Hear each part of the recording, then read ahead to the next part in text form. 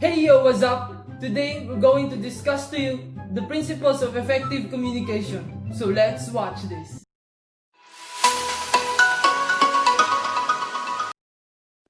First principle of effective communication is trustworthiness.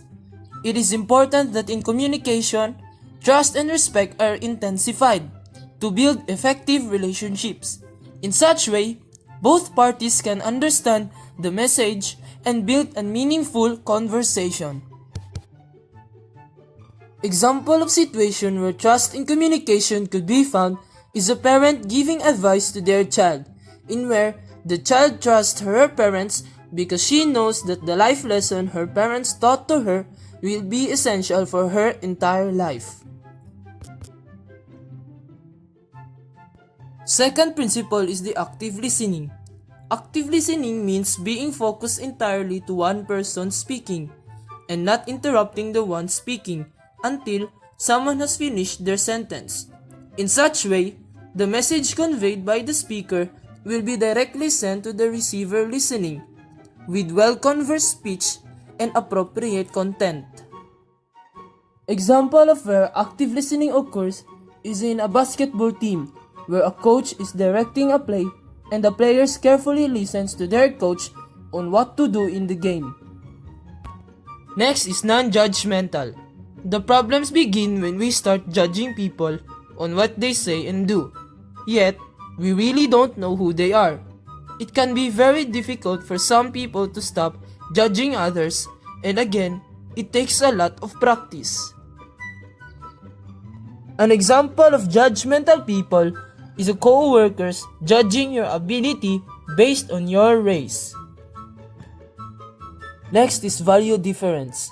Value the different contributions that people you interact with bring to your relationships. If you create a trusting environment where people are not judged and can express themselves freely, you create an environment for active engagement and fruitful relationships.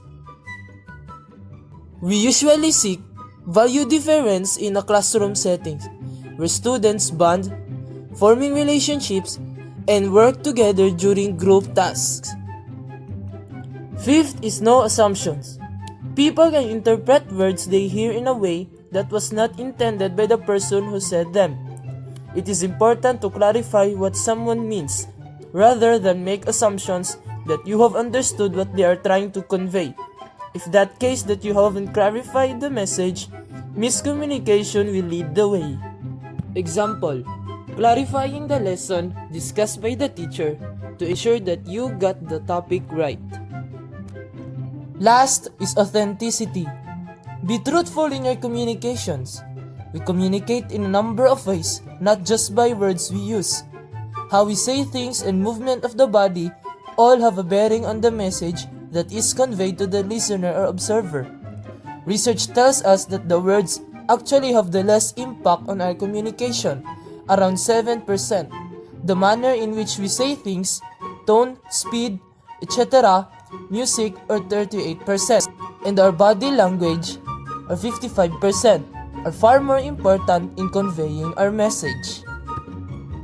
Example situations where authenticity is necessary is during a spoken poetry performances, in where the poet must be authentic in his actions and words that will captivate the audience's attention.